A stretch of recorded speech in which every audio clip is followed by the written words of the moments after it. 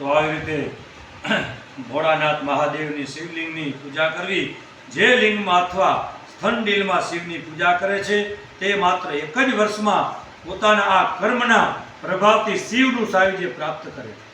માત્ર શિવલિંગની પૂજા કરનાર 6 મહિનામાં શિવ સાયુજ્ય પ્રાપ્ત કરી લે છે.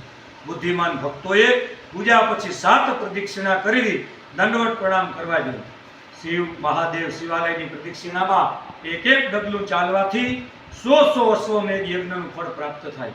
આવો મહિમા બતાવ્યો કે સમસ્ત મનોરથની સિદ્ધિ માટે સારી રીતે ભગવાન મહાદેવની નિત્ય પૂજા કરવી જોઈએ અને આ પૂજનથી ભોગની અભિલાષા રાખનાર ભોગ સુખ પ્રાપ્ત કરે.